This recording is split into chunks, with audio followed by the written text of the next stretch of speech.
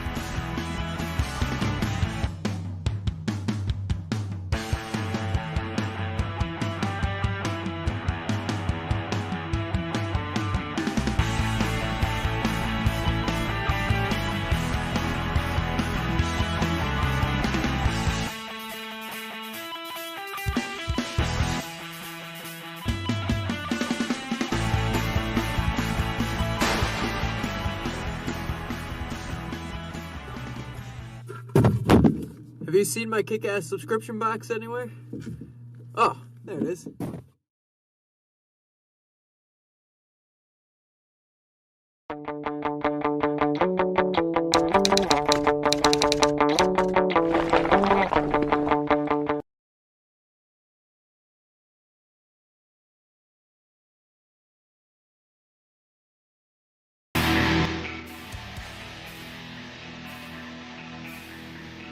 Hello everyone and welcome to BD's TV coverage of the SIM500 Esports Racing League. It's our first mile and a half of the year and every driver is looking to roll the dice and see if they have the luck to get the victory lane. You guessed it, welcome to the Transervice Transportation and Logistics Solutions Viva Las Vegas 150. Glad to have you in, friends, as 43 drivers are ready to do battle with Paul Showtime Strickland in the production trailer and the bearded one, Mr. Tim Terry, alongside me to call the action. We are set to get to racing action. The qualifying's over, Paul, and drivers are on the grid getting ready to go here. Daniel Falkingham pulled off the pole here for tonight's race.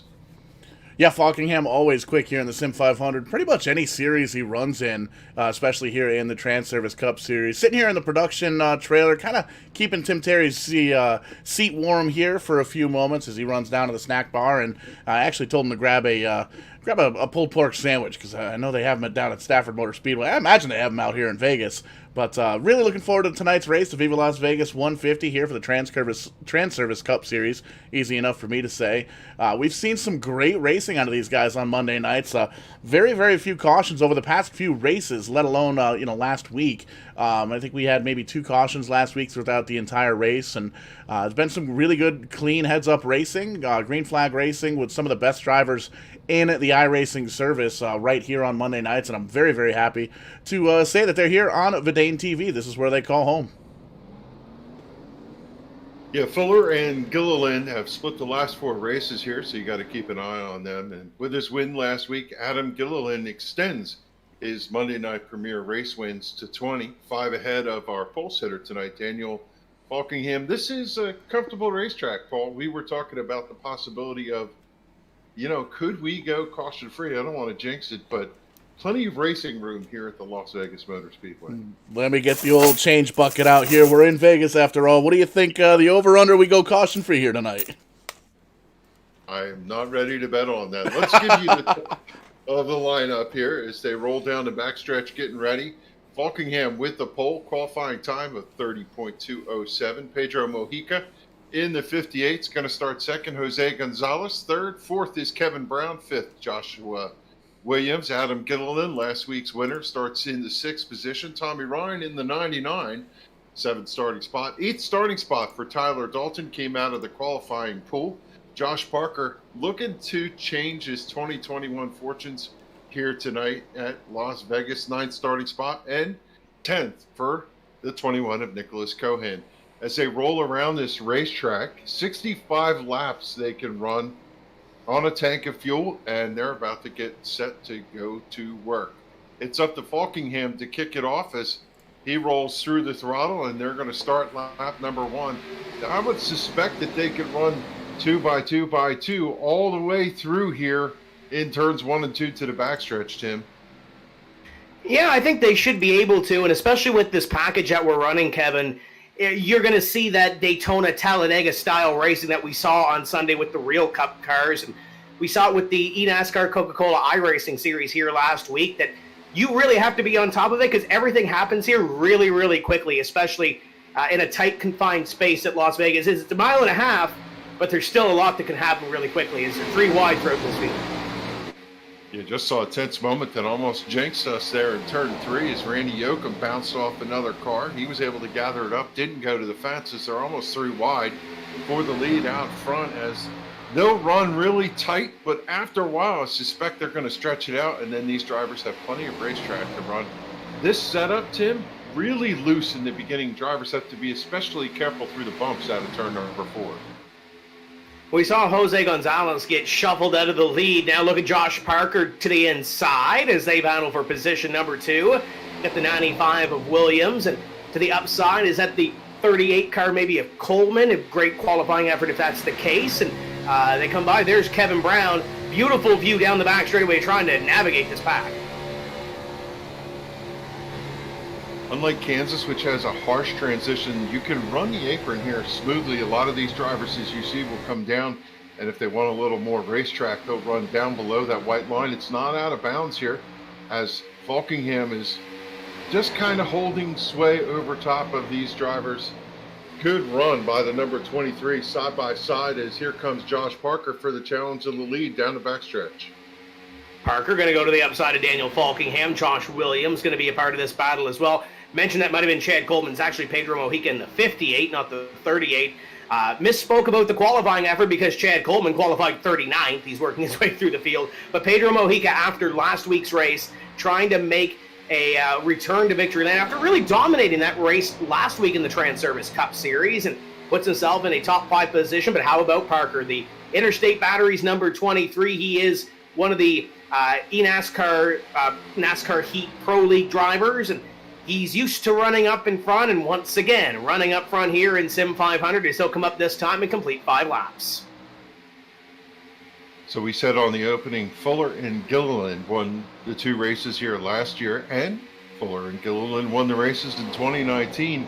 Top 5s for the season, Fuller, Gilliland, and Josh Williams all have 2 top 5s, and, well, no surprise, they're all running up in the top here. I suspect that Gilliland will come forward pretty quickly. He's running in the 5th position right now. Don't count Adam Gilliland out for long, but I think the one thing we're going to see, Kevin, and we saw it in the first 2 rounds, is potentially green flag pit stops. Las Vegas, this package with everybody running on top of each other, it kind of gives you more of an opportunity to make a mistake. Not saying that these drivers would make a mistake, but it takes one small little step. We saw it with Jose Gonzalez early in this race battling for the lead, and Jose right now, as you look down into turn number 3, he's kind of a non-issue in the top 10. There he is right there with Stefan Marinick on the inside, and the 18 of Kyle Tarasca moving up as well, but he's a little ways back. So he lost a bunch of time, but able to gain back what he can. But there's a prime example of everything happening so quickly at this place. You'll see these drivers pick different lanes down in 1 and 2. The preferred is about 2 car lengths up off the white line, as it's really bumpy down there, but down right along the white line in 3 and 4 is the preferred lane, and that opens the outside lane for somebody to get a good run up off the corner and come side by side down the front straightaway. As you're watching that action of Kevin Brown trying to make his way forward, you can run side by side comfortably here, Tim, because the track's nice and wide and there's plenty of grip, but you got to be careful not to wear that right rear tire out as the 63 jumps sideways through the bumps in turn 1 and 2. Yeah, nearly jumped up into Justin Fuller and nearly jumped up into the 93 of Kevin Brown. KB was running up in front, and we saw him trickle backwards. I think he just kind of got put out on that outside line and really didn't have a place to go other than backwards. But driver in front of him, how about Tommy Gossett? The first time we've seen the 80 car all season long. Had to qualify his way in, I'm assuming, Kevin, because we haven't seen him in the first 2 rounds. But, we got trouble in behind him, though. That's Scott Stenzel around in the 63, and that should bring us under the first caution flag of the evening. Yep, so much for that. We're going to put our money away as caution number 1 here early. Lap number 10 to 63, jumped sideways this time, unable to collect it. And that personal comfort car going to go to pit road, the back TV panel off of it. And just an unfortunate run. Did not have a good handle underneath. Not sure if you got a little help over there, Tim. We'll take a look at it, though, Paul. What are you seeing down there on the instant replay? Yeah, it looked like it might have been a little bit of a contact there. A couple of cars going for the same piece of real estate there. You can see Jose Gonzalez on the outside and the 26 Goya machine. And you can see both drivers kind of running that middle groove just a little bit. You see the 63, no contact there, but you can see almost loses the front end of the race car, tries to kind of gather it back up, and comes right across the nose there of the 51 of Fuller, puts him up into the wall. Definitely a hard hit for both the 51 and the 63. There you see, Richard Beasley, big hit. The front of that car, definitely not clean. And there you can see he gets another piece of it there. Tough break there, and man, it's early on in this race, lap number 11 of 135, so these drivers have plenty of time to go through and take a quick look at the actual replay, so we're not just looking at the replay graphic, because technology is great like that. Here's everything we just talked about, and it's lucky that this is still early on in the race, because these guys do have a little bit of time to come down pit road. There you can see the kick-ass Camaro there on the number 45 getting a piece of the action as well. There's the double tap from Richard Beasley in that number 10 tied car, the Tim's Corner Motorsports 10th anniversary car as well, I believe. But enough time to work on these cars down on pit road, and it looks like there's probably about a dozen or so drivers towards the back working down pit lane. Yeah, Tim, that's going to be a big story. Fuller, who's won, as we said on the outset, races here in the past 2 years, I think he took a pretty significant hit there. You can run at this speedway with some damage. However, the car is not going to be fully up to speed, and we'll have to see how long it's going to take him to get that car sorted out there on pit road. The only thing that I really see from that incident, Kevin, is that was almost the same incident about 2 laps before that. You mentioned Stenzel kind of hitting those bumps and going up the hill about 2 laps prior to this yellow flag coming out. And again, just hit the bumps the wrong way, and the car got away from him. And up the racetrack it goes. And in the case of Richard Beasley, when things happen here, they happen quickly. Said it a couple of times already tonight, but you saw Richard on that replay just trying to get the brakes woed down. I think he kind of knew once you come out of the corner and saw that car, it was kind of too late to get that thing woed down. But a tough break for a guy that's hasn't had the best finishes all season long. And then on the other side of Justin Fuller, he's had the finishes. He just hasn't had the victory that he's wanted to. So puts him a little bit behind the 8 ball. He's going to have to get back up here. But as we mentioned with this playoff format, he's eventually going to win a race, I would think. So maybe this is his mulligan or his bad luck race. But speaking about the race, lights are off atop the pace car. We're getting ready to go back to green. They have reset the field here. Parker, Falkingham, Gilliland, Mojica, Trey Eidson, Tommy Ryan, Nicholas Cohen, Tommy Gossett, Kevin Brown, Kyle Tarasca. Your top 10 good showing there for Trey Eidson early on, running in the top 5 after starting 12th. Yeah, Trey's had a couple of up and down races. We mentioned, I think it was race number 2 that we had at Homestead, had that run in with Josh Parker, and now Parker's leading this race, and both put that race behind them last week at Auto Club, and were able to try to get some better finishes. But now, and it's early in this race, but they're both running up in front of this field, and we're getting ready to go green. Pace car about to duck off here.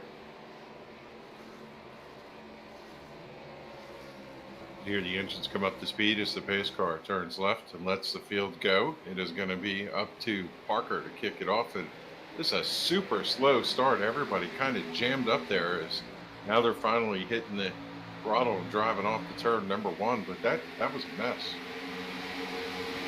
That wasn't the fastest start that we've ever seen, but leader's prerogative, and able to bring it down a little bit slower. You see this battle about the middle of the pack. There's EJ O'Rourke. There's another driver that really hasn't had a great start to the season. EJ battling here with Scott Stenzel, I believe, or the 18 of Kyle Tarasca. Check that. Personal comfort on the side of both of those race cars. The 24 of Stefan Marinik is there as well, and Gossett right ahead of them as they battle. We're in and around the top 10 as we complete lap number 14 and start lap number 15. And EJ, great run, but he's being challenged here for the 24. Yeah, I was looking at EJ too, thinking that he's up there in that top 10 area. We have not called his name, and that's really not normal for EJ. He's known to be a hard charger. He just runs every lap wide open. Maybe tonight here at Las Vegas, he's shaking the cobwebs off and got to get himself going here. Same thing I was saying last week about the 2 of Mike Kelly, but up front it continues to be, well, Josh Parker just holding serve over everybody. Clean air does matter a little bit here, Tim, as you can get that car out front and concentrate on hitting your marks. I think the biggest thing when we get some green flag laps in is going to be the pace on the long run. And I keep going back to the NASCAR Coca-Cola iRacing Series race here last week. But you get that longer run, you start to see some drivers spread out a little bit, some pit strategy comes into play, and you start to see those tires really wear throughout this event. And Josh Parker right now able to control the clean air, able to manage his race, but Adam Gilliland in behind, Daniel Falkingham in behind him. Falkingham is looking to get that first win of the season after missing Daytona. Running in position number 3, still early in this race. There's 3 drivers up there that have been around the block when it comes to sim racing. They know their way around. They know how to manage their race, and they know how to manage the field up in front. And Josh Parker doing a great job with that in the clean air. Taking a look at that number 21 Toyota sitting there comfortably in the 5th place, Nicholas Cohen. He's having a good run here early in the season. He's trying to make his way up in the points. Gained 11 spots last week, comes up to 12th in the point standings, and just trying to be consistent. And, you know, looking in front of him, Pedro Mojica. Pedro's had to qualify his way in every week. He's done a stellar job of doing that. Qualified 3rd of the cars. Gillenwater and Dalton 1, 2, 3, with Mojica the 3rd car. And when it comes to qualifying here in the main race, he's been up in the top 10 just about every week. Led a bunch of laps last week and looked poised to take away that victory until Adam Gilliland was able to kind of manage that race a little bit better at the end and take away that victory with a little bit of help from the lap car in behind to get him up there in that draft. But Pedro is one of those drivers. I don't want to say a sleeper because he is a front runner in this series, and he's going to prove that throughout the year. Front runner, whatever series he steps into. But I think Pedro is going to be one of those drivers that might not necessarily rack off the wins that an Adam Gilliland would or has at the start of the season. But I think he's going to be consistent for those podium finishes, the top 5s, the top 10s, enough to point his way into the playoffs for the Transervice Cup Series and doing the same thing that he's used to doing, and that's running up front and putting his sponsors and his car number near the top of that scoring pylon and doing the same 20 laps into this one.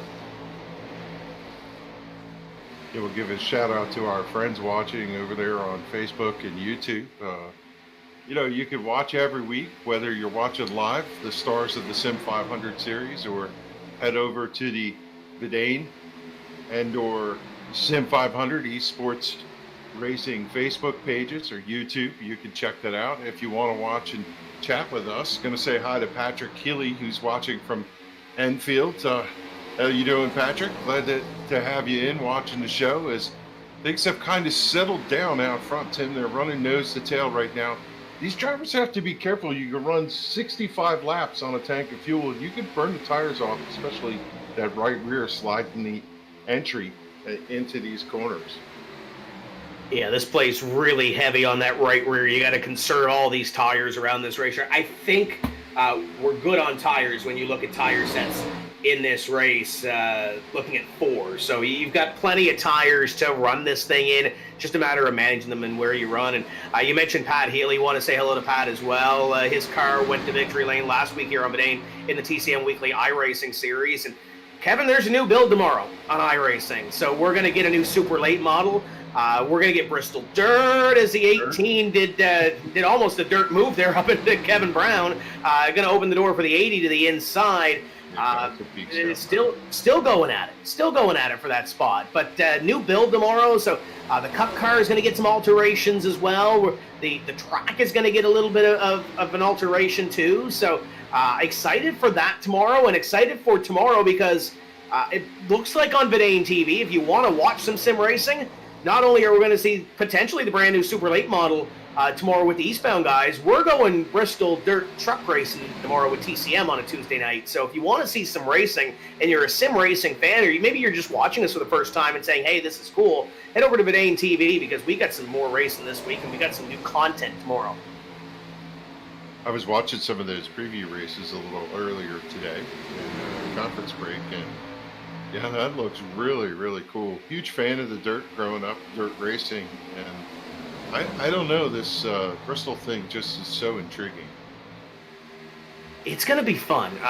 We're going to obviously see it with the Cup guys and the truck guys in the real world at the end of March. We're going to see the Dirt Stars get on here with the Dirt Nationals next weekend, I believe it is. So perfect time to get on there. The Pro Invitational for iRacing happens on March 24th on FS1. So there's plenty of dirt content to be had if you're a Bristol Dirt fan or you want to check it out for yourself. New build tomorrow, you'll be able to head over. And I believe the end of season sale ends tonight, I think. So if you head over to iRacing.com, their end of season sale, I believe, ends sometime today or this evening, and there's discounts on new memberships. So if you're looking to get some iRacing and maybe you've never tried it before, maybe you want to re-up your subscription, I would suggest you head over there now because I think that end of season sale ends today because technically this is the end of the season and week 13 starts today on the sim. So, but these drivers putting on a great show here, and I don't want to say they're getting single file because every time we say that, Kevin, somebody makes that bold move, but there's none of that sense of urgency that we saw on the first run. We're seeing a lot of guys trying to find their way around here and some separation between our front runners, if you can call 0.3 of a second separation between the top two.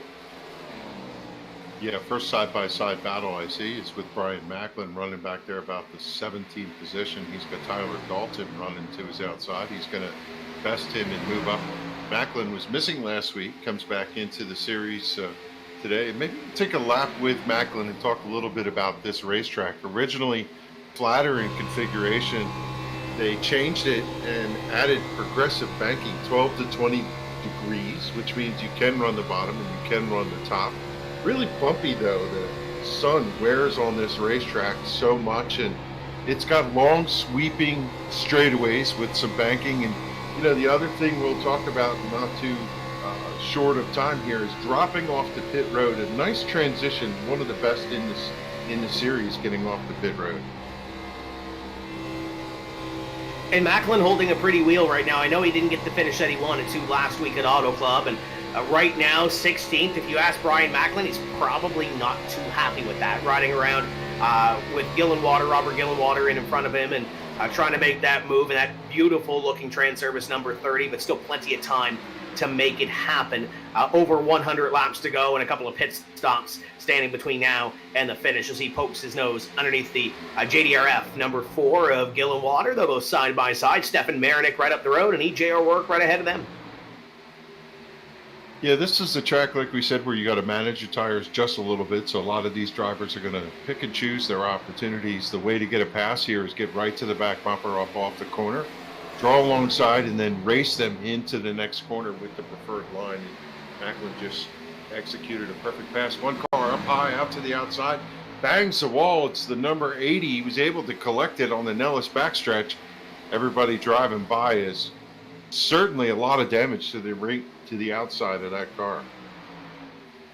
Yeah, that is the Gossett number 80 that had to qualify his way in. Haven't seen him all season. It had a good run, and I hate to say the glass slipper broke there, but he's still got a car to compete, though he's going to have to work his way back. Thomas O'Leary ahead of him, and looks like Tyler Dalton and a couple of others a little bit up the road as well, but still plenty of time to get back up towards the front of this field. And there's the 22 Assembly on your screen, and you look up to the 13 of David Comstock and some drivers that really haven't talked a whole lot about, not necessarily this race, but this season. There's the 19 of Tyler Dalton, had the pole at Daytona, and still trying to really close the deal, and especially in a competitive league like this with all kinds of big names and front runners.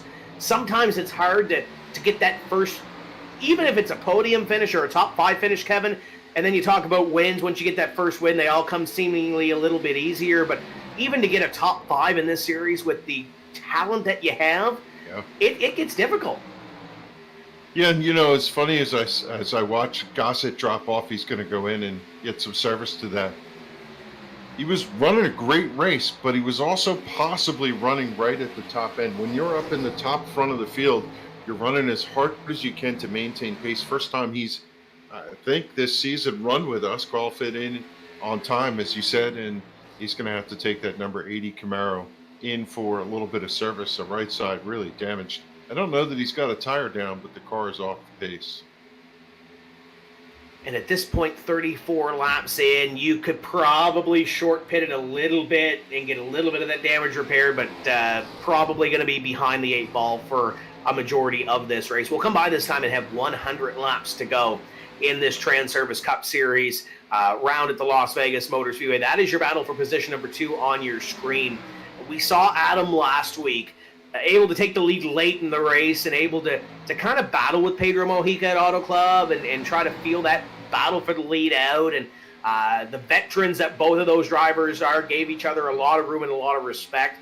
And doing the same here, Daniel Falkingham, another one of those drivers that we would expect to win before we hit the playoffs. And I know the Cup Series in real life has had some, not necessarily some first-time winners and maybe some unexpected winners to start off the season, but I think the winners that we've seen so far this year, Kevin, have been kind of status quo, but there's still room for improvement for some of the other drivers that we kind of expected to be at the top of the board early in this year.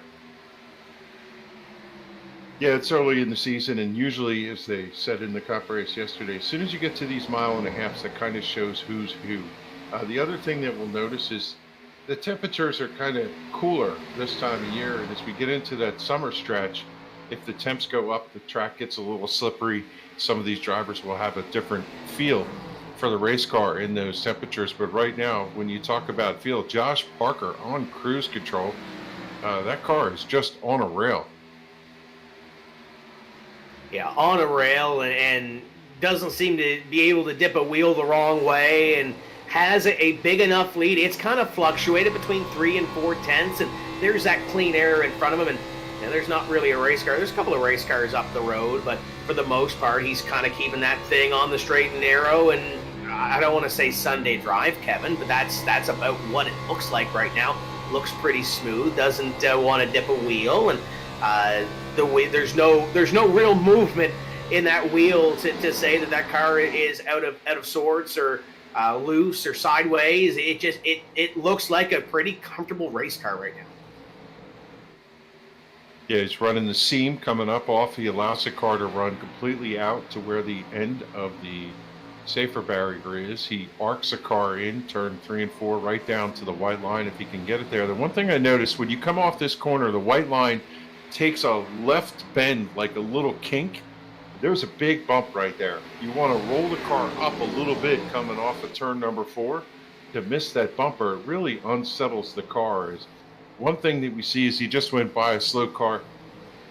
There's a lot of speed difference here, Tim. You're going to see these leaders get into the back of the pack if we stay green for a long time.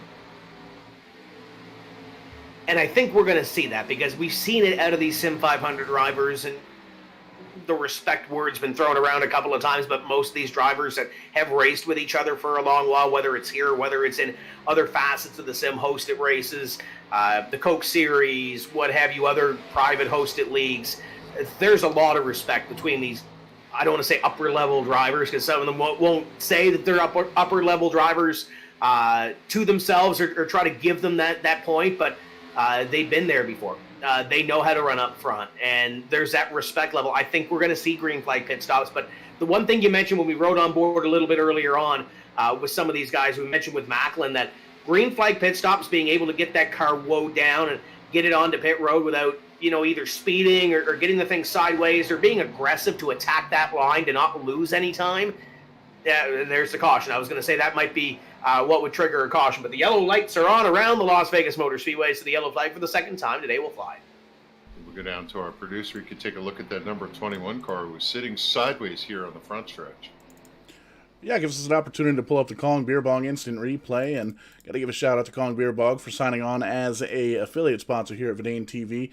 Pretty cool little deal. It's essentially a hardened beer koozie or hardened plastic beer koozie rather, that's got a funnel on it. So you dump your beer into it, you throw it up, and you do a quick beer bong chug of a cold beer. We did a couple of them on Twitch a few nights ago with the Two Drunk Esports founders, myself and John Adams. So pretty cool little deal. Check them out, kong.twodrunk.net, and we can take a quick peek here at the 21 car of Nicholas Cohan here, and you can see he's down low. You got the 5 car up on the high side, and it looks like kind of both again running that middle groove there, not quite down on the bottom and not quite up by the wall there. And there you can see the 5 gets real close to the wall and comes down just a skosh.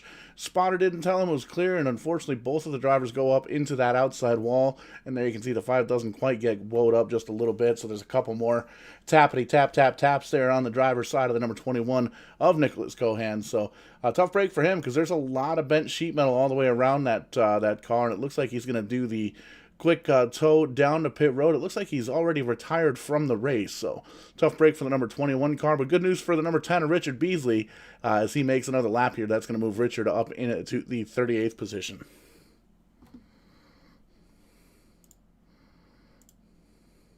That's a tough break, and they're really lucky that they didn't collect more cars there running up in the top half of the field here. Is just about everybody went to pit road. Daniel Falkingham changing 4 tires there. I have to wonder with the sets of tires, Tim, I would imagine I would take tires at this point, 44 laps in. Paul, can we get a replay of the 81 coming onto pit road? Because I don't know what he was doing, but that was quite special. Adam missed his box, Kevin. I don't even think he was in the right box. He slid into a box, backed up, and then decided that he was going to continue on. So, Paul, it looks like his box on pit road, but take a look at this here. This is huge for the second place driver. Yeah, it's pulling up the replay now. We actually got it in slow motion here, and you can see the 81 kind of pulling into status quo. You see he's right there behind Josh Parker. Josh Parker finds his box. He pulls in, no problem. And there you can see the 81 kind of pulls down here, and that appears he overshoots the box. It's hard to tell. There you can see the 99 and Tommy Ryan behind him. You can see his pit box there, and you can see he's got a very unique pit window there. I can't tell if the pit crew was maybe snoozing there, but there you can see he's backing into the pit crew of the 99 and kind of struggling there. I'm not too sure what the deal is there, Tim. Yeah, Kevin, looking at the qualifying order, that is definitely his box by the way they qualified tonight. But I don't know. You do a lot more racing than I do. What's the difference now in between Adam leaving and coming back to pit road, which I would assume that he would, and I believe he has. But what's the difference between trying to get in your box now and complete the pit stop and pull off? Is there any sort of difference there? Yeah, I'm at a loss to figure that out. I would assume that when he pulls in, even if he backs into his pit stall, his team would be sitting there. That's typical of that. I've watched him pull in again for the second time, and I don't see him changing his tires. I'm not sure what's going on there, if there's some sort of glitch. Yeah, I was just looking at that myself, Kevin. If you have trouble on pit road like that, if you have to come down pit road again, you may as well change 4 tires. And that car definitely didn't get lifted up, so I'm not entirely sure what's going on with the 81.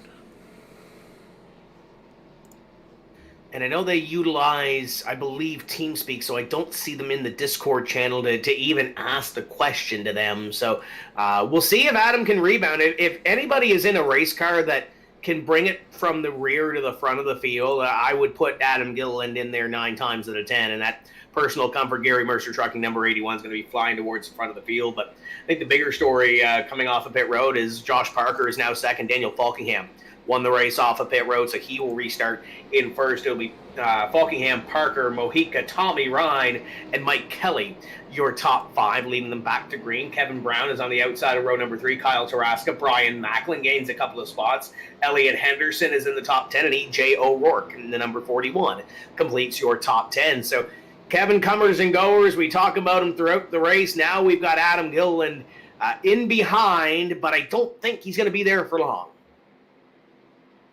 Yeah, it should be a lot of fun to watch him drive through the field as the field gets reset. And this will tell us how competitive the racetrack is, whether you can pass here. I think you can. I've run a couple races here recently, and track is racy. If you've got a fast car, you just pick and choose your way through. And in time, I'm guessing tire management will make your way past the faster cars as they get ready for the restart here. Drivers got to take a collective breath.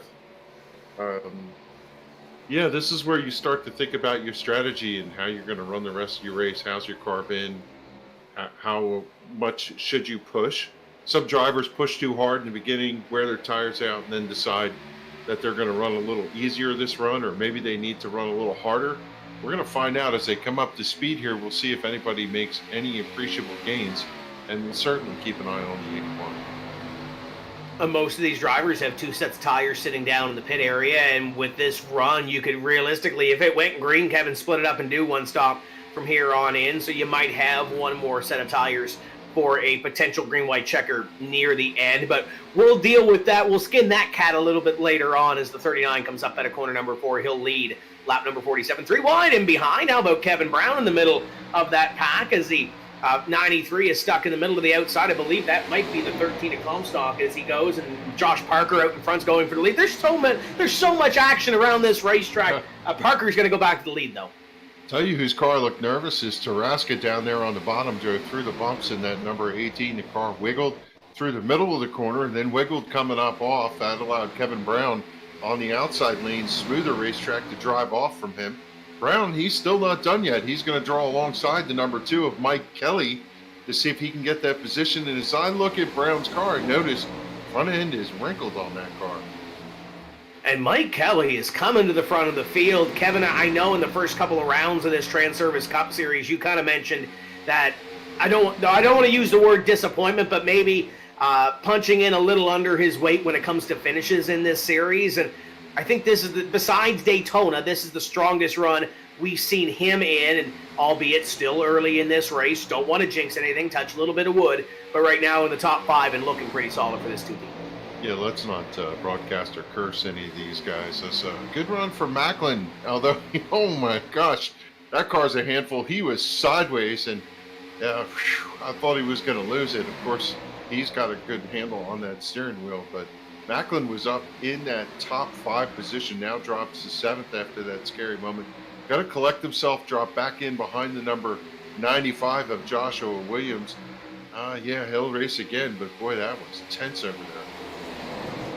Able to catch it and able to fight another day, and now he's got E.J. O'Rourke on the back bumper in the personal comfort, number 41, and Elliot Henderson. We mentioned him off the restart. Great run for him.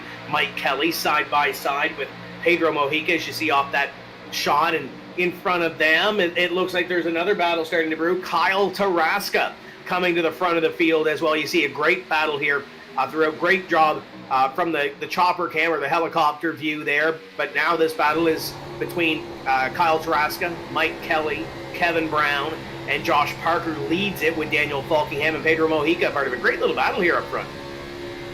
Yeah, these guys, we talked about whether they would run hard or not. Well, they're full court press. And one of the things I noticed for Tarasca and Kelly loose up off the corner, one of the things in this racetrack, because of the progressive banking, if the car gets loose and steps out, if you step out of the throttle, typically the banking will put you back straight. Both of them using that massively to keep control. Is the 24 and the 18 so tight. They are still putting on a show. Stefan Marinick up here battling it out. We've seen him very strong in the Vidane SIM500 Super Speedway Series that we covered over the winter, and now flexing his muscle in this Cup car at Las Vegas. And this isn't a Daytona Talladega type package, but this package produces that type of racing, albeit it's not full throttle all the way around, but it's that package, that tight racing, and I think that's where Stefan Marinick really shines. He's at the back of this pack, but he still has an opportunity to take away a really good finish here as we creep closer towards the halfway point. Pedro Mojica now has Mike Kelly in behind him as they battle side by side for third. Battle picks up out of turn number 4. Mojica gets the nod. He's going to pull across, take over that third position. The two of Kelly trucks in his tire tracks as Kevin Brown looking really racy here at this stage of the racetrack. He got a little tap. Car completely sideways. Don't know how he didn't lose that car. Wow, I'll tell you, these guys, they are on it tonight. Yeah, they are up on the wheel, putting on a great show and doing a great job handling these cars when they do get sideways. There's Josh Williams, Stefan Marinick, great battle there. Brian Macklin to the inside. Macklin starting to come back up towards the front of the field after his big win earlier this season at Daytona, able to hold on there. And E.J. O'Rourke, it seems like every time we talked about Brian Macklin since the restart, E.J. O'Rourke has been right there, and he's battling up here within the top 10 or around the top 10. Battling for those spots is Josh Williams, folks that knows the inside. Elliot Henderson, Tommy Ryan going at it here as well. The rookie stripe on Elliot's car, doing a great job here this evening in Vegas. Parker in that first position. Daniel Falkingham wants it, just kind of tracking in his tire tracks as they race off to turn number 1. Two slower cars up in that high groove should get by them pretty cleanly, as Beasley and Scott Stenzel both damaged from the incidents earlier in the race. Beasley in the lap number 1 incident with Stenzel, as they are going to lap number 10 correction on that. Leaders streak by. This is where it gets tense, though, coming up off that corner with those slow cars. Hopefully they'll leave them plenty of room. Everybody kind of single file there. Tim's going to shuffle on by. Yeah, they're going to work to the inside of the 10 car. Richard Beasley had a tough couple of weeks, and looks like one more in Scott Stenzel trying to hold on to what he can. You might think, why are they still out there? But for a guy like Richard Beasley that's planning on running this full season out and trying to get it to the championship, get it to the playoffs at least, get yourself a spot, and then who knows what can happen there as Boris Cook works to the inside of the 10 and close quarters there coming off the corner. Shane Ewing in the 32 to the inside. They still race, and they race on the lead lap as we dive down into corner number 1. Yeah, for someone like Beasley could snag himself a win somewhere along the season, he's got to be in that top area of points in order to qualify for the championship.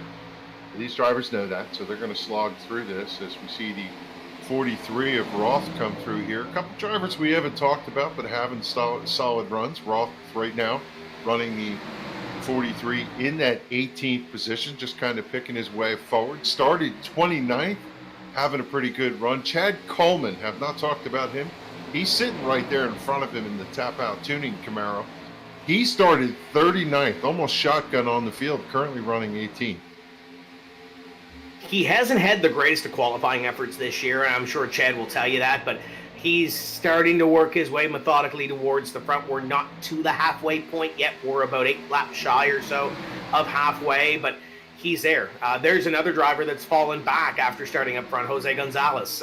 He's got Robert Gillenwater ahead of him, and then the 08 of Thomas O'Leary ahead of him, Tyler Dalton behind them, your Daytona pole sitter, and we're starting to see some drivers moving in front of them. There was a close move there. I think everybody saved it, but there was a close moment just in front of them as they battled, and you see that on your screen. And behind E.J. O'Rourke, I believe that's David Comstock. David Comstock's been running this race, I think, like a yo-yo. He's been up in the top 10, well up in the top 10, kind of backed out, and now working his way back towards the front of the field. He's kind of been back and forth. O'Rourke peeks to the outside of the 93 at Brown, trying to steal that position away. And, you know, look, going back to Jose Gonzalez, he's running the top 10 just about every week here in the first number of races, uncharacteristically out in the back of the field. You know, when we start calling some of these new names up front, well, that automatically yields that some of these drivers are going to be running out back. And like the Cup race we watched yesterday, some new names up in that top 10. Yeah, and I think we might see some new names in the top 10 here before this thing is all said and done, but this is where the battle is happening. You might be thinking, hey, what's happening up front? Well, not really anything. Josh Parker is leading, continues to be 3 to 4 tenths a lap. The gap back to Daniel Falkingham consistently per lap. Pedro Mojica's up there as well. But this is really where the battle starts to shape up. Tommy Ryan now to the inside of Kevin Brown. This is where they are getting racy and trying to pick up some positions here as we inch closer to the halfway point. Different battles all over the place as we watch these drivers. You know, the hardest part, as we always say, is racing back there in the back. The drivers just trying to get every inch that they can. Tommy Ryan now working on that 93 of Kevin Brown. Brown's car, I don't know if he didn't change tires, and some of these drivers have fresher tires, but they are literally door to door. You couldn't slide a piece of paper between the two cars. They come off side by side.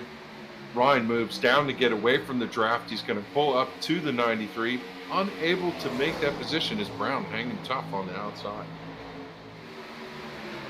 Doing a great job on that outside is Kevin Brown. There's David Comstock battling for a position as well. You ride on board with the 13 car down the back straightaway and into corner number 3. Right on the back bumper, that's snapmobile.shop number 99 of Tommy Ryan. And Tommy's had a couple of good races to start this season off, and a couple of races where he kind of wishes that he wanted a finish. And there's Kevin Brown out of nowhere at the inside.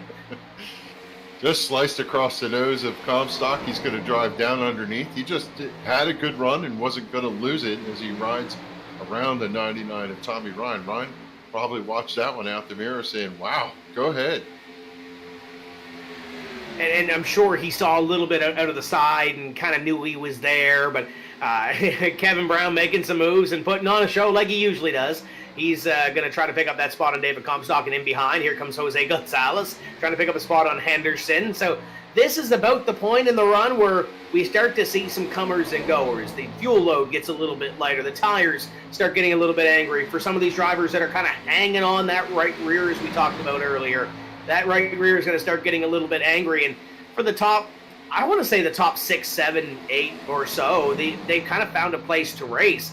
It's this pack from about 9th on back that is really putting on a show and really potentially abusing their tires. And the way this race has kind of played out early, Kevin, we've seen a couple of cautions, and this might be the time where you start to look and say, hey, maybe around lap 75, 80, we'll see another caution. But the way these guys are running, I don't think you can really bank on another one.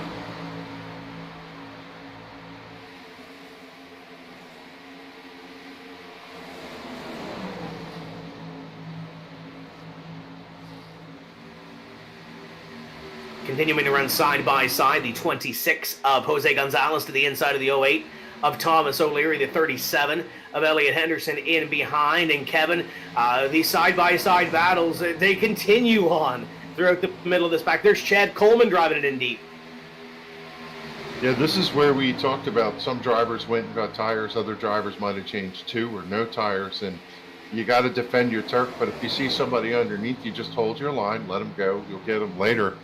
I got to give a nod to Josh Parker, currently 14th in points. He's only got one top 10 on the season. That's uncharacteristic for him, but he's leading tonight, looking really strong here at Las Vegas. He's had a couple of bad races, or a couple of races he's wanted to forget, and still plenty of time here to work around this racetrack. But Josh Parker definitely showing the way, but Daniel Falkingham has kind of sliced that gap in half. He's to the back bumper of the 23 car, albeit about a half car length or so, I guess, in behind. Just enough for that air bubble, Kevin, to kind of have that say in that battle for the lead. But there hasn't been a lead change yet, but keep your half eye on it. The other thing that I'm concerned about is we mentioned Adam Gilliland. I don't think he changed tires on that last pit stop, as we mentioned. He's running 37th right now, 21 seconds behind the field, and he's potentially in danger if this run continues on of being lapped. Yeah, I just don't know what the heck is going on there with that. Maybe he chose not to change tires, but I can't imagine so. They had more than enough tires to get some fresh Goodyears on there for him.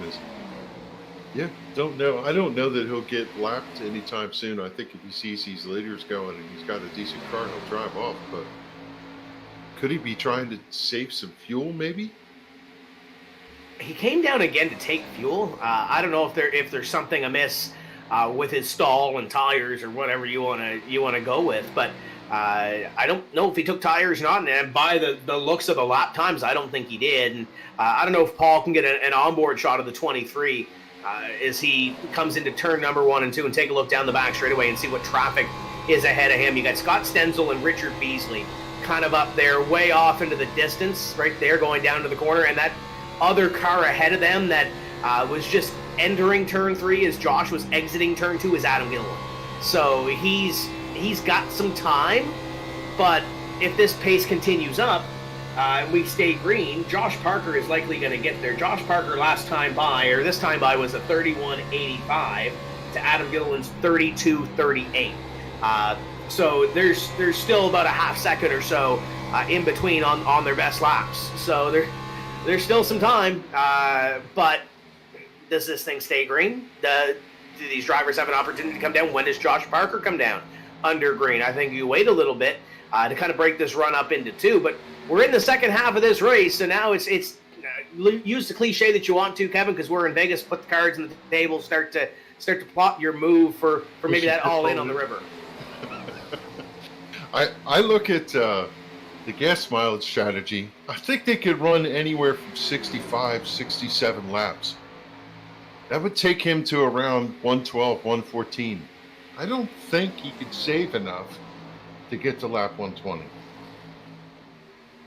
I can't remember what Malik Gray ran in the eNASCAR race here back on Tuesday, but I know he ran the thing dry to the end of the race. So there's still some strategy to be made. There's Richard Beasley going one more lap down. Scott Stenzel ahead of the leader, going to go one more lap down here, and they're trying to hang on. They're trying to see what they can get for the remaining of this one. But there's Falkingham in behind, and Falkingham was right on the back bumper of Josh Parker a few laps ago, and I don't want to say backpedaled, but he's still within sights. He's still within the slipstream, but he kind of went back a couple of car lengths. But this battle is about to be joined by Josh Williams, and I think Williams might have something to say for these top 3. You have to wonder if Falkingham just kind of eased off and is going to try and race the racetrack and not try and keep up with Parker and save the car. Last week, that paid dividends for Gilliland as he was able to drive around and get the victory late. Yeah, Pedro, maybe he learned something last week, just kind of pacing himself. He might have the car fast enough to go up there and lead. I misspoke, not 120, 135 laps is the distance here tonight, and there's no way Gilliland could be playing some sort of gas strategy. There must be something wrong with that car. Yeah, and the 81 car has been down on pit road to get service to that race car. So now we'll see what it's got. It's definitely got tires on it now. It's going to go to the inside of the 95 and make up for lost time and for what Adam had. You had to do something to that race car. So he's going to make up for what he had. I hate to use the cliche, but he is buckled into the strategy that he has. He's got to lay in the personal comfort bed that he has right now, as he'll get one more lap back on Josh Parker. You could certainly see the advantage of how good the tires are here. He just drove by him like he was standing still, and he'll drive off. So tires, huge difference here, and that makes you wonder whether these drivers will try to figure out the strategy. And, you know, the interesting dynamic, Tim, is they got to do the math in their head. They're the pit crew chief. You know, they got to figure out the strategy based on the last caution from lap 47 restart. And Adam right now is probably hoping for that caution flag to fly, and maybe not. He's currently one lap down. I would say he wants this race to play out, but if there's any time for a caution flag to fly, he would be the free pass car. But I think he probably wants this race to play out on pit strategy and these drivers behind him to come down on pit road. 36 drivers on the racetrack on the lead lap right now, and continuing to have a shot at winning this thing. But I'm not sure how these drivers, if you're Josh Parker, if you're these guys now, I'm sure you'd want a caution.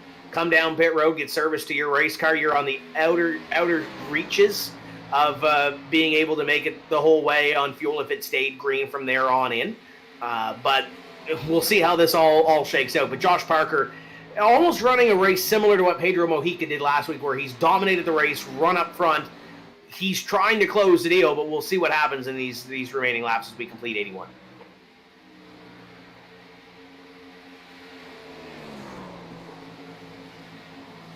Going to go back to 15th spot and take a look at the 08 car, Thomas O'Leary. Good run for Thomas tonight. Just trying to pace it himself. He started in the 42nd position, the Snap Mobile Shop Camaro. Having good long run speed and coming to the front. Thomas missed a race here and there, and is making the best advantage here in Las Vegas tonight. Yeah, he's doing a great job trying to manage this race, and we've seen him run up front. We talked about that SIM500 Vidain Super Speedway Series. There's another driver that we've seen run up front and vying for wins, and now within the top 20, looking to make a charge here late in this race and try to get up there and have something for Josh Parker and Josh Williams and Daniel Falkingham and those drivers near the front of the field. Tommy Ryan right in behind him as they come across the stripe to complete the 83rd lap. And we continue to work on lap number 84, and status quo up in front for your top 4, top 5. But kind of out of the corner of my eye, Brian Macklin has joined the party, currently in position number 5. He's made the move on Mike Kelly to put himself up there in our season opener winner, putting on a show here in this Transervice number 30 as he closes in on Williams. And Williams a little sideways there, Kevin, at a turn 4. The 30 going to try to dig a run to the outside, and Josh says no. At the end of the race, I don't know that would fly, but here they're going to give themselves a little latitude and let him come up in here. I think also one of those things is you can draft a little bit here. You're just being patient, following the car in front of you, and you know there's a time and a place to race, and sometimes when you see the driver in front of you get loose, you're going to let them gather it up. You don't want to try and run through them if they lose the car. One thing I know, Tim, is when you come up off, it's easy to go down to the apron on that front stretch, but when you come off, sometimes when the car hits that transition, sometimes it steps out a little bit. You get yourself loose. You could use that to drive in the corner. You could also use that to have a handful going into turn number 1. Absolutely. And we talk about this battle here between these two. These two are de facto teammates. They might not be the necessary teammates when it comes to the team challenge that we have this season in the SIM500 Transervice Cup Series, but they are our teammates. I'm sure they are on the same Discord channel, or at least have a little bit of communication between themselves, and they continue to battle it out for that spot. Williams up the hill a little bit, Brian Macklin. They're waiting to pounce should something happen with those guys, and in front of them, looks like we may have a little bit of a battle. I was going to say starting to brew, but Daniel Falkingham has fallen back a little bit further, and Pedro Mojica is there within a car length or so. Status quo right now, but watch these two, because these two are hungry to take a win as well. You just watch DJ O'Rourke kind of quietly slide underneath, take over that 8th position from Stefan Marinick. good run for EJ as he continues to run up there in the top 10 and be in striking distance. Haven't talked much about the 18 of Kyle Taraska as he's dropped off a little bit off the 2 of Mike Kelly, but the 2 of them also having a solid run here in the top 10. And you have to wonder who's saving Tim and who's just kind of riding what's going on here, as this really has a green flag look to it. And I think these drivers, at least in the top 5, aren't really pushing the issue per se right now. There's Kyle Taraska on your screen. Just outside the top 5, sitting in position number 7. That would be the next driver for EJ O'Rourke to kind of run down and pick up that spot. But that personal comfort number 18 and the personal comfort on the hood of the 41 as well. EJ is able to drive away from Stefan Marinick, and I think that might be, to your point, Kevin, maybe saving a little bit. EJ likes these long runs. It kind of suits him to kind of get down and get in for the long run, and I think EJ is kind of showing that right now. In behind them, Jose Gonzalez looks like he's making the move to try to pick up one more spot and work himself a little bit closer towards the front. He's battling with David Comstock. The progressive banking here at Las Vegas really pays to your advantage as you drive the car in and take whatever it gives you. I've watched 2 different laps from the number 2 of Mike Kelly. 2 laps ago in turn number 1 and 2, he was right down on the white line. Drove in high, drove down off the white line. The car jumped sideways as he came up off the corner. Now, 2 to 3 lanes up. And then sometimes, like California, like some of those other racetracks, you just drive in and wherever the car sticks, that's where you run, and it doesn't seem to impact your corner speed.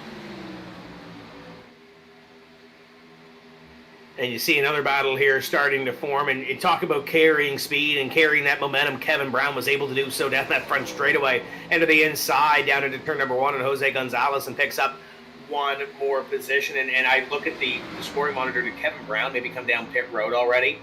He indeed did. He's scored his 1 lap down, so something, maybe pit stop window starting to open a little bit there. Maybe Kevin on a different strategy. Keep your half eye on Josh Parker and see if he decides to come down anytime soon. But maybe Kevin Brown trying to get off strategy and trying to throw that Hail Mary and take away a victory here tonight if this thing stays green. I was watching the 58 running right behind the number 39 of Falkingham, just kind of pacing himself right there. I thought maybe Pedro had aspirations of driving around that 39, but I don't know. He looks pretty content to hang there and conserve the car. That's what it looks like to me. You know, sometimes when you try to get past the car in front of you, what's it going to get you? Just space on the racetrack, but you're going to wear your tires out doing it. And maybe Pedro, looking at his results from last week and playing a little bit different strategy here tonight, being conservative. You know what? I think you can kind of say the same, though, for the top 3 or so. We haven't really seen them get racy. We're starting to see Josh Parker pull away. Biggest lead that Josh Parker has had all night long, and it's over a 1.25 seconds between him and this battle on your screen for position number 2. And there's a nice little gap up, and Parker just put another lap on Richard Beasley, and I believe that may be Stenzel going one more lap down if that's the case, because I know those 2 have been running together for most of this race. But I don't see the pushing of the issue or the wearing the tires out from at least these top 3. They're content to run their own pace as we start to see some more drivers trickle their way down pit road. Yeah, just saw the Ewing number 32 take its service, 4 tires and fuel, driving away now.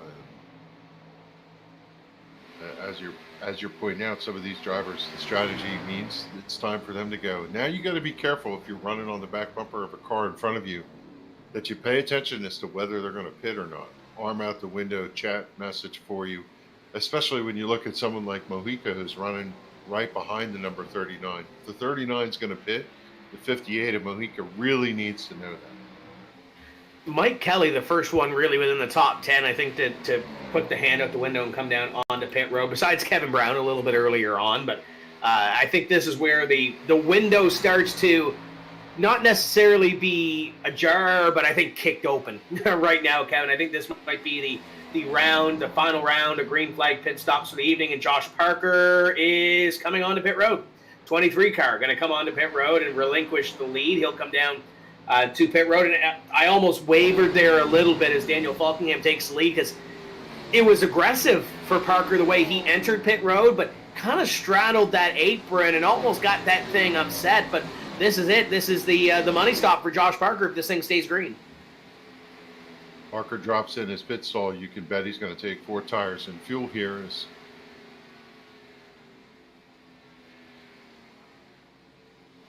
service comes to conclusion. I watched the 81 of Adam Gilliland.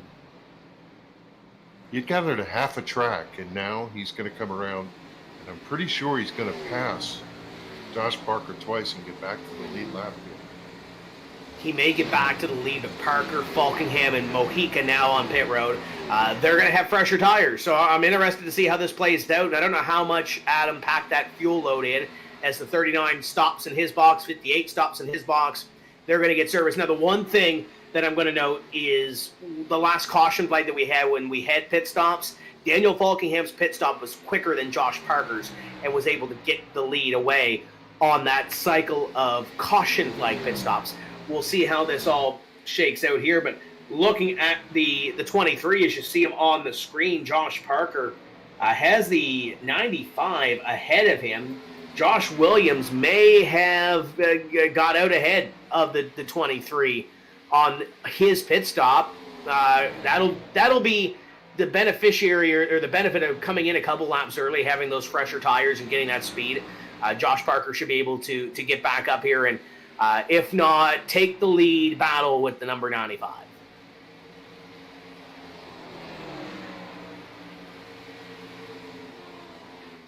Kyle Brooks is going to relinquish the lead. He led a lap there in number 71 Ford, sitting on pit road, right side tires going on the Coca-Cola car. Now they come around to do left side service. As you'll see some drivers cycle into the lead. Bobby Wetzel inherits the lead in the number 9. Trey Eidson running second. This will cycle through pretty quickly as Brooks' service is done. He's down and away. 50 miles an hour on pit road. When you watch those cars go by on the outside on the racetrack, it feels like an eternity to get to the cone and get restarted. The de facto leader will go back to Stefan Marinick. He just made a pass on Kevin Brown to what would be putting him in the lead, which is now position number 3. Marinick must have been a couple laps later than Kevin Brown. We talked about Kevin being one of those first to come down on the pit road. Marinick's able to get by him, and that'll put Parker and Williams next in line. Parker able to get by Williams for position what would be number 3 on the racetrack after Bobby and Trey come on to pit road. Bobby is on pit road right now. Trey Eidson is going to be your leader. The driver who's looking to throw some roll bar padding out right now is Adam Gilliland. The number 81 rolls off of turn 2. Currently scored in the 24th position on the lead lap. So that strategy is paying off, but we watched a lot of those cars that had fresh tires just drive by him like he was standing still. And again, the reason we're paying attention is of the last 4 races run here, Gilliland has won 2 of them. And we have to anticipate that if he can get himself in the hunt, he will be a force to be reckoned with at the end. So he's just looking for something to go his way and get him back into this after that strange pit road incident earlier today. If he didn't take tires earlier, he might have one more extra set of tires than these guys sitting on pit road. But I think if you're Adam Gilliland, you're 25 seconds behind the leader right now, I believe, in position number 24. You're gaining a little bit of time because technically Trey Eidson is still the leader of this event. But I think if you want this to cycle out, I think you go another 10, 15 laps or so, get to 120-ish, 115-ish, and you see a caution, everybody's coming down pit road to likely get that last set of tires. And if you're Adam Gilliland, you got one more set more than he does as the 23 of Parker battles with Bobby Wetzel. I think that's kind of the way you have to play it if you're Adam Gilliland. You need a caution in about 15, 20 laps or so to really make this thing pay off and get back on even keel. But then you're still stuck in traffic. So the mistake earlier is definitely biting Adam Gilliland with the way this race is playing out, but it's not over. We still got 30 laps left to go in this one. Trey Eidson's down on pit road, so that'll hand the lead back over to the car on your screen. That was Josh Parker in the 23. So he will have the lead. Bobby Wetzel will move by him to go back on the lead lap. That is not a battle for position. The next driver in line for the position would be Josh Williams, and behind him in the 95. Yeah, in this round of pit stops, Josh Williams certainly is one of the ones that made out really well. If you look at like Pedro Mojica, he's 3.5 seconds back. Now 3 seconds back. 1 lap fresher tires than the leader. That's going to get him a little bit of goodie for driving up through. But yeah, on that exchange, Josh Parker did a spectacular job in and off pit road. But you look at Falkingham and Pedro right now, they're about a half second quicker than the drivers in front of them. They're turning mid-30s compared to earlier low 31s to some of those drivers in front of them. Obviously, Parker in traffic, the last lap by was a 30.9 to Pedro Mojica's 30.6. So it's not a half second anymore as they battle traffic, but still 0.3 of a second when you're 2.7 seconds back. That's eventually going to level out, Kevin. It's probably going to level out to, I would say, maybe a second and a half, which is about where they were running prior to the green flag pit stops. But they're still, I think they're still top 3 race cars, talking about the 58 of Mojica and the 39 of Daniel Falkingham. Josh Williams might have a little bit more to say about that when this levels out. But I think this is kind of intriguing the way this race is playing out up in front. For Josh Parker, he's had the best car all night long, and he still has the best car after pit stops. I think where this is playing out is for second on back. I don't know. Falkingham has the steam put to that number 39. He's running 0.5 of a second faster, but he's got cars in the way here. That's the dynamic we're starting to see. All these cars now spread out all over the racetrack. He's still running 0.5 of a lap faster. You know, you got to look at pit strategies. Parker, Falkingham, all of them, 2 pit stops. But Josh Williams, he had 3 pit stops in the 95, and his pit strategy has played out to the point where he's right up there in the mix. The thing that concerns me with the speed that Daniel Falkingham has, besides the fact that it's bad news for the rest of the field when Daniel Falkingham's got a little bit of steam behind him, but if he gets up there, if he's wearing his tires out, maybe driving off the right rear a little bit more than Josh Parker is right now, kind of, I don't want to say cruise control or in conservative mode, but driving a little bit different than Falkingham is, because Daniel is on a mission, as you can see in the Lobster 207, number 39. But if he gets there and he's able to battle with Josh Parker, how much did Josh Parker save on those tires for what would be maybe a final 15-lap, 10-lap battle under green to win this thing at Vegas? As much as Daniel Falkingham is fast, Josh Parker might be saving something up there too. I don't think this is the end of the battle per se. 30.258. I'm looking at Falkingham, and you know, what's the point of saving it? You gotta run and get him if you want to win this race. If the thing goes green, he's gonna have to use all the laps left. Can't take him with you, so run those tires off. Come on.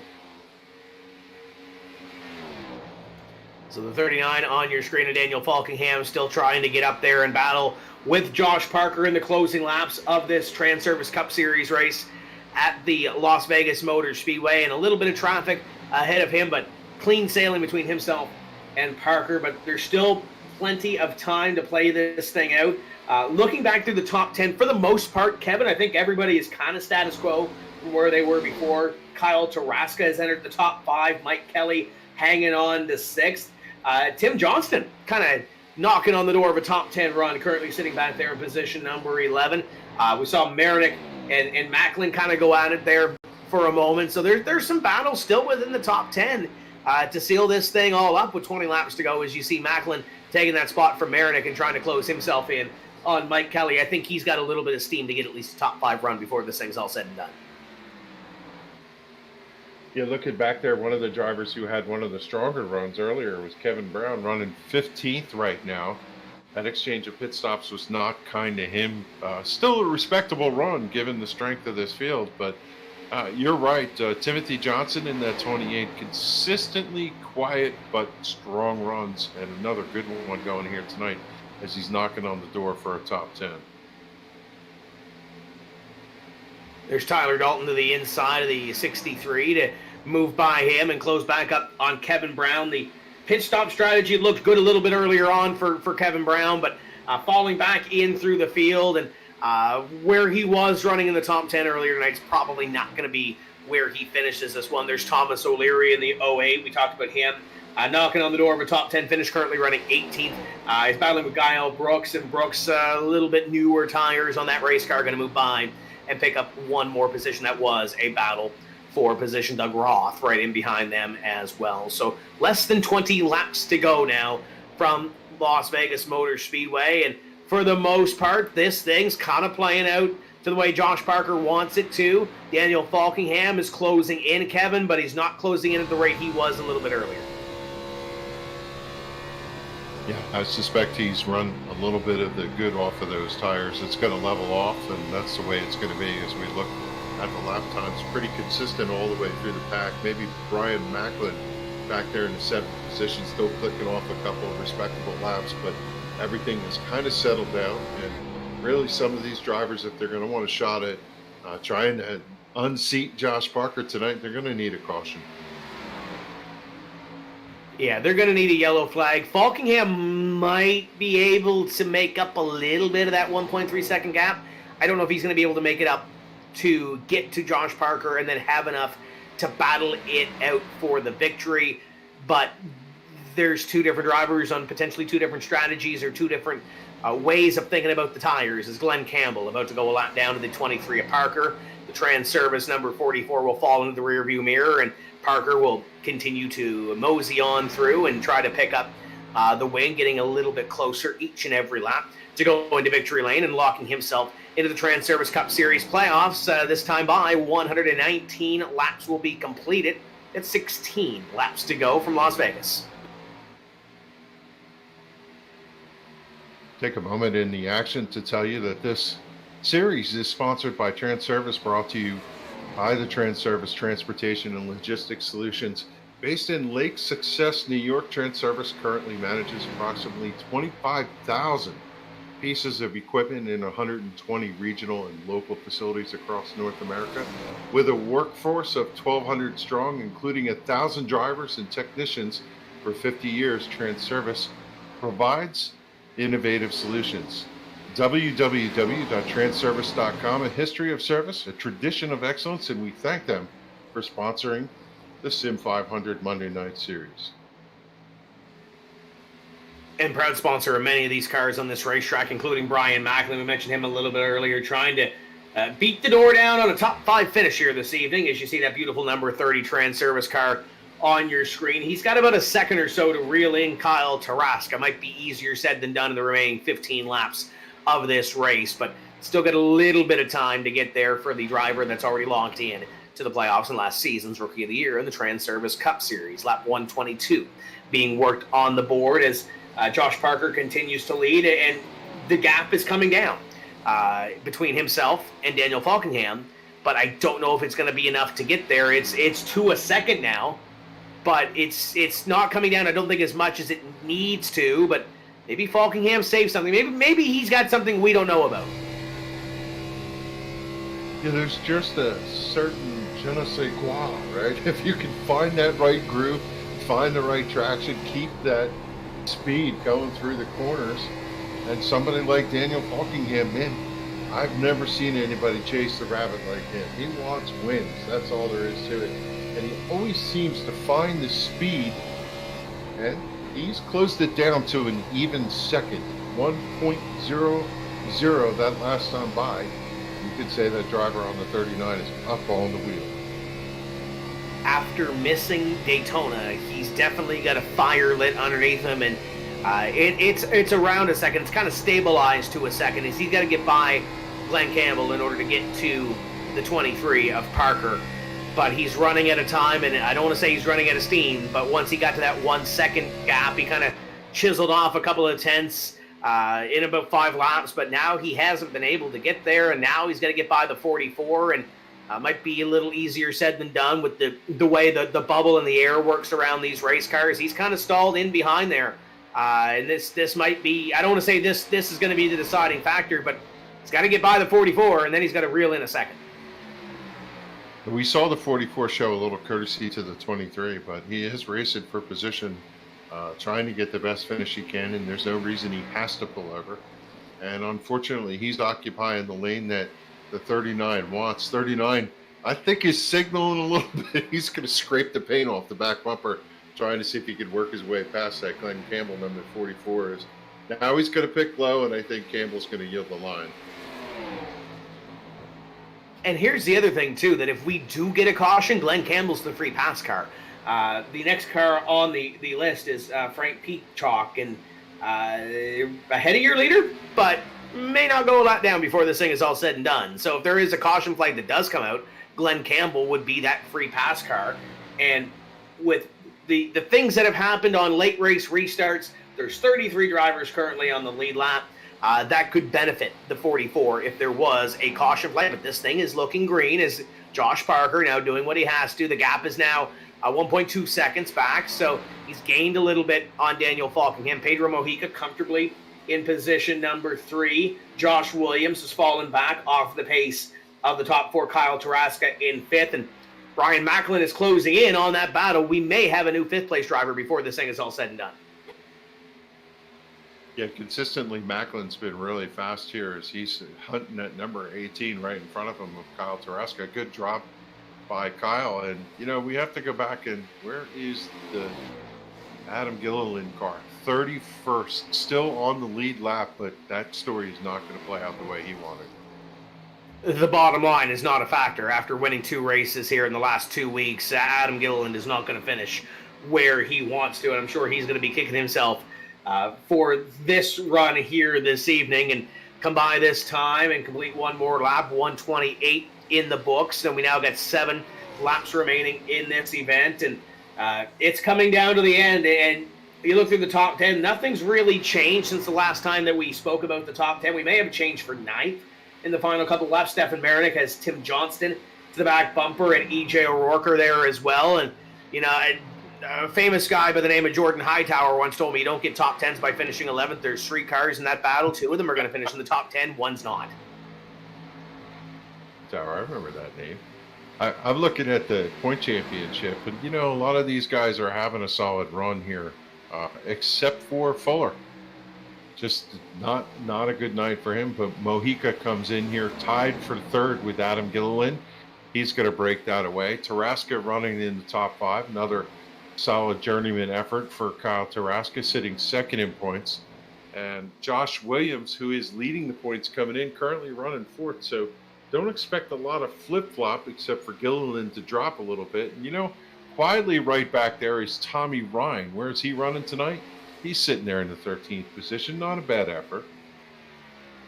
Yeah, not a bad points night per se for this number 99 car, but it could be a little bit better, but you get what you can, especially on a long green flag run near the end of the race. The battle continues on for that 9, 10, and 11th place position as they come down with 5 laps remaining, and EJ O'Rourke trying to get a top 10 run. Currently sitting in 11th. He's got the David Comstock machine right in behind them, and if something does happen, it opens the door for Tommy Ryan to try to get up here and be a part of this. But Stefan Marinick has been defending that position the last couple laps. Tim Johnston has been quite patient with him.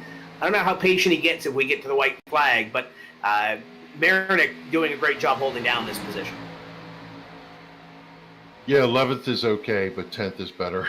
All these drivers think in increments of 5, and you know for a fact that EJ O'Rourke wants that 5th position. Is up front, not missing anything. In fact, Josh Parker, yeah, he's got it covered here. He does not want to see a caution. He just wants to see the lap stick off as he's got a good, comfortable 1.5 second. Yeah, very comfortable up in front, top 5. There's no fight in the top 5 positions except for maybe Brian Macklin might be able to get to Kyle Tarasca, but he's got about 4 lengths to make up in about 2.5 laps. They come by this time, and Josh Parker will see the twin sticks. 2 laps to go, and there's Josh Williams on your screen. Great run to maintain the points advantage up in front. And there's Kyle Tarasca with Brian Macklin not far in behind, but Brian Macklin, he closed in a lot down there into turn number 1. He drove it in deep to try to pick up that position, but going to have another lap and a half, and look at that thing sawing on that wheel at a corner number 2. But they come by this time. Josh Parker comes up out of corner number 4, and he will see the white flag, great green flag run to this one, and the leader gets to the white. This one is official, Kevin, 1 to go. Through turns 1 and 2 for the last time, smooth down the corner to the back straightaway. The Nellis backstretch here at Las Vegas, and he's about 3/4 of a mile to that first checkered flag of the season. Great job for Josh Parker. Never in doubt. Controlled the whole race as he comes off of turn number 4 to victory lane. Out of 4, and Josh Parker will pick up his first win of the Transervice Cup Series season. Parker wins at Vegas. Falkingham in second. Pedro Mojica, another top 3 effort, to third with Josh Williams and Kyle Tarasca. Tarasca put on a run near the end, but could not get to the 95 car. Brian Macklin, Jose Gonzalez, Mike Kelly, Stefan Marinick holds on for 9th, and Tim Johnston 10th. David Comstock wrestled away that 11th position, and EJ O'Rourke got bested for 12th. As Falkingham comes up and gives a little nod to Josh Parker as he heads down to the front stretch to do some donuts.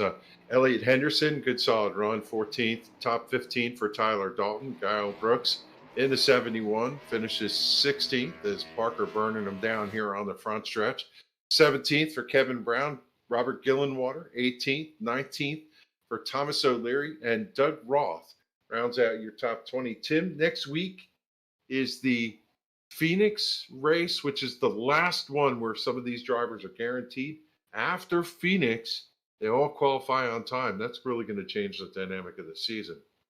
Yeah, for some of these drivers outside the top 20 in this race, they're going to have their back against the wall to get themselves a good finish next week. Scott Simley, Randy Yoakum, Jeff Ryan, Mick Marsky, Shane Ewing, Joey Gattina, Nelson Rivera, Chris Cabot, Bobby Wetzel, Mike Montesi back to 30th. Adam Gilliland, what might have been in 31st. Jimmy Coleman, Frank Peacock in position number 33. And then one lap down, Glenn Campbell and Chad Coleman. There's another one that ran up through the field and had issues on what would probably have been the final pit stop of the evening. Trey Eidson, 2 back. Brian Boris Cook, 6 back. Richard Beasley, 7 back. Scott Stencil called it a night early, 41 laps. And Nick Cohan had his issues with Tommy Gossett, Jason Barham, and Justin Fuller, P43 for the personal comfort, number 51. Kevin, I believe Pedro Mojica has joined us. He finished in position number 3 this evening. Pedro Mojica going to take his helmet off, pull the net sock off his head. And Pedro, man, good run tonight. How about that Josh Parker out front? He was gone. Tough to chase him down tonight. Yeah, the clean air was again, it was real big at this track. I didn't think, some of us didn't think that it would be as much of an advantage just because how the setup got, getting loose on the long run, but it still showed to be really important. So, Josh did a really good job just, on the restarts and start of the race, just positioning himself in the right spots. And, when everything worked out, he ended up being out front at the right time in the run where, it was hard to pass on the bottom with the tires worn out a little bit. And he had the clean air, so he could kind of just manage the pace from there. So, but yeah, no, he did a really good job. With everything he did, and did everything I could to get back to him. But yeah, it was definitely hard for sure.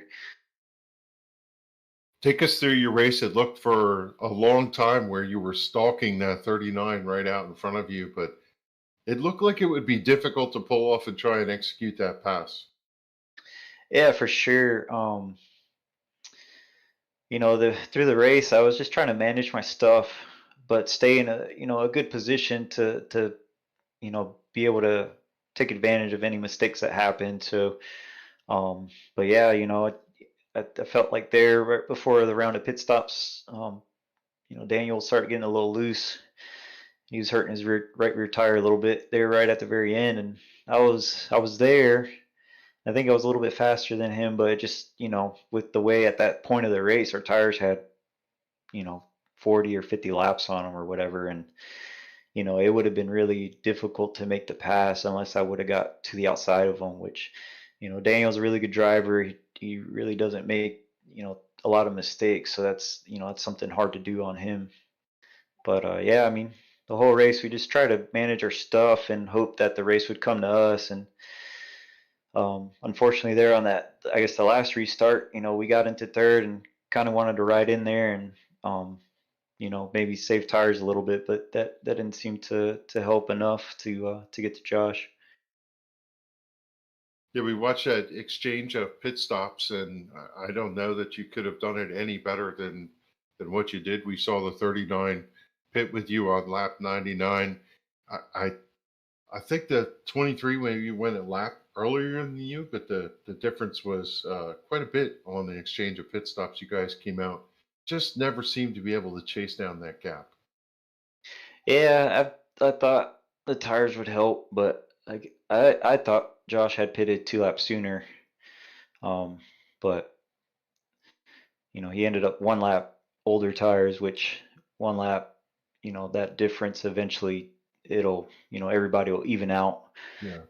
Towards the middle of the run. So, that's, me and Daniel were pushing super hard to try to get back to Josh before that happened, but we just fell a little short of that. Well, 135 laps is a lot of work here at Las Vegas. We know you got to be worn out after that one, but good points night, good proposition. It's still early in the season, but you got to say you're qualifying your way in on these things. That's got to be tough. Yeah, no, for sure. That's a little added pressure. You want to make these races, and that's what you have your Monday, so you can have fun and do this, and so it's kind of pressure situation to get in those qualifying sessions. But just making sure that during practice I take advantage of the practice and focus in on qualifying and making sure I hit my lines every time, and so when qualifying does come for those servers that we're in, that I can nail the lap and be comfortable to make it in. So, and honestly, that's helped me for the Monday night series, the main series, qualifying in. Now that I have so much practice with qualifying, it's easier for me to do that same thing in qualifying for the race, and I think that's helped me out with starting up front. Yeah, you've had good starting positions. So the V Performance Academy Camaro, 3rd place tonight. Anybody you want to say hello to? And just thanks to, again, V Performance Academy. Go to Tap Out Tuning.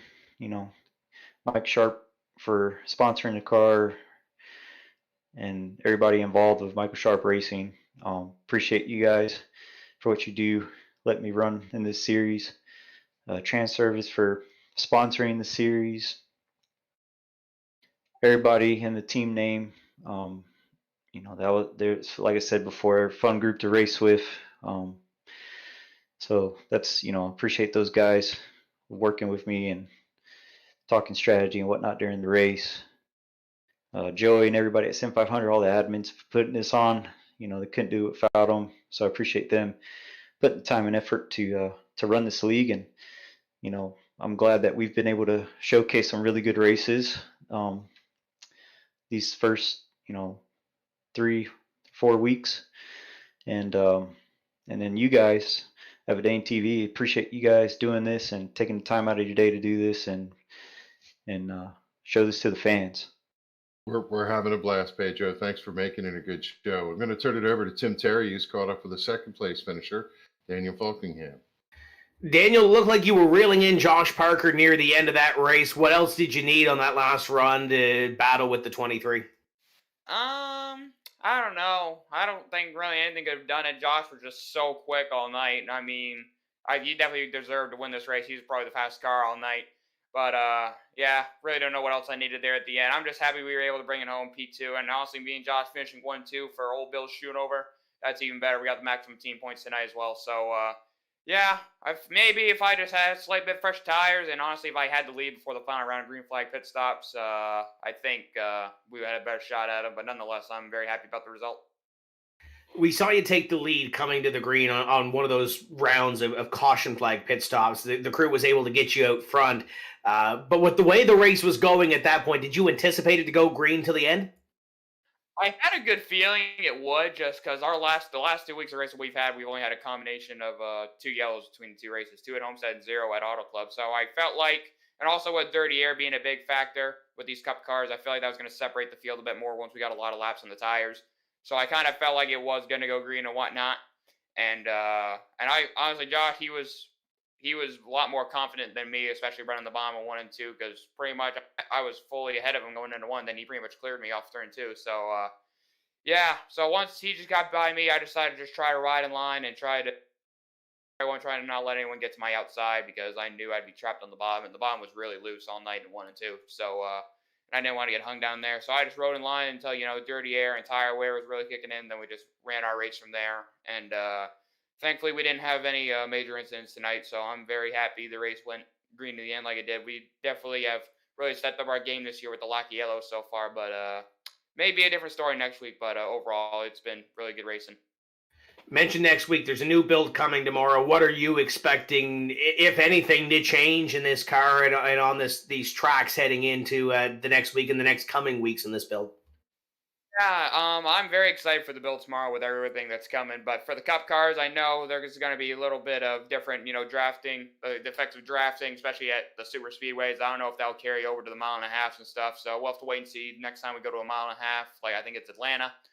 But overall, I think it's gonna probably be the same thing next week, even though it's a different type of track, low downforce, high horsepower. So not sure if anything will be done. I don't know if dynamic tracks might be a little bit more usable again next week at Phoenix. I guess we'll have to wait, find out, and see. But I'm really looking forward to see what's going to happen in this upcoming build. You mentioned the team owner is happy. Who else is on this race car? Who makes it happen for the 39 camp? We got to thank First Rate Bay Laps 207 for all they do, for all their support of me. Let's see. I got a lot of people to thank here. Also got to thank Sean Casto for paying me up this race car for me last year, and I decided to bring it over this year. Really happy with the paint, so thank you to him. Also got to thank Joey and the guys, everyone here at SIM500 for all the work they do, for all the leagues and stuff. I mean, there's times where we get somewhat disgusted with how, things are run and whatnot. But overall, this is a great league to be a part of. Definitely one of the best fixed cup leagues that's around and whatnot. So thank you to him. And thank you to all the admins. Thanks to everyone who comes out and races each and every week to make all the races fun and whatnot. Again, congrats to Josh. Glad he got the win. Glad to get a 1-2 for old Bill Schoonover. Also got to thank everyone at Team Name, Chad Coleman, David Comstock, Rich Beasley, Josh Parker, Pedro, anyone else I missed it, I'm sorry, but thank you to all them guys. And thanks to Transervice for sponsoring the series. Thank you guys for putting on the broadcast, and thanks to all the fans who happened to watch us tonight. It was definitely a good show. Daniel Falkingham comes home position number 2 here this evening at Vegas. And Kevin, I'm going to kick it over to you with a guy that's usually got high energy. He's got interstate batteries in the front of the car. The winner at Vegas is Josh Parker.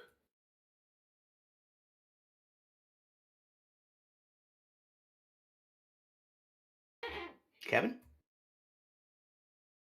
I have to say, here, I had to run down to Victory Lane, and I've caught up with Josh Parker. He's taken his helmet off, got his pictures taken, and you're one of the more fun-loving guys to chat with. Just absolutely bleeds passion for this. And Josh Parker, man, you just put a whooping on him here tonight. Yeah, it was definitely a run I needed. Man, I haven't won on Monday nights in like a year and a half. There was so many of them I should have won last year that were taken away from me. So, hopefully more to come. I mean, it was definitely a good race. I don't know why Vegas suits me so well, but we won here last night and won here again tonight.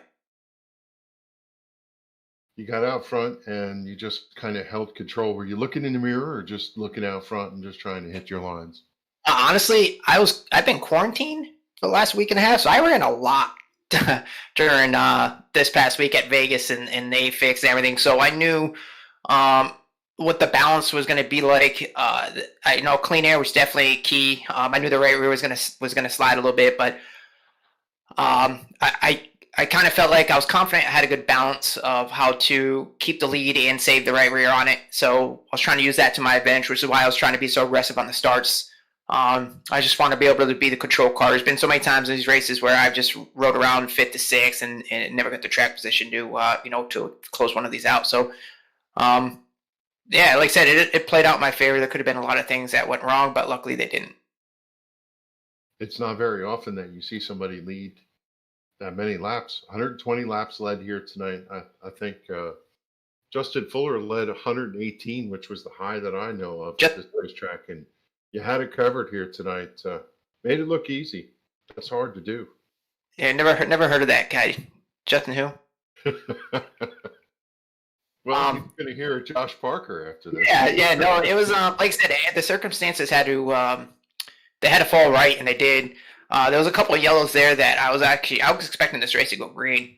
Usually, if we have a tougher setup where it gets looser, for some reason, the races go green. I don't know why, but so a few of those yellows kind of fell into place, but it actually worked out my favor, like I said. But I restarted second that one time to Dan, but dove to the bottom, try to get the lead, and ended up getting a halfway point. So that's even another bonus. But yeah, just like I said, the only way you can lead 120 laps in a field like this, as if everything goes and goes according to plan, it did.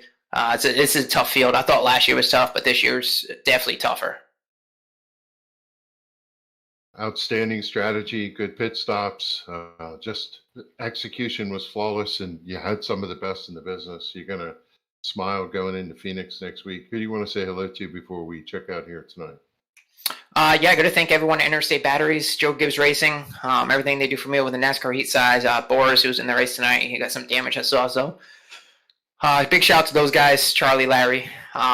Team name, Chad Coleman, Bill Schoonover. I've known Bill for a long time. Running this car with the number 23 and the Bud Lights on there for Jason Williams, a long friend of ours who passed away 10 years ago now, I think. Maybe a little more than that. He was a really close sim racing friend of ours. He actually used to drive for Bill in SIM500 when this first started. So, it's so. Yeah, I don't know. Yeah, I don't know. I don't know what word I was looking for, but I got to thank Bill. My buddy Adam Folan's been spotting and crew chief for me since last year, so I gave a lot of wins away. So I'll give a shout out to him.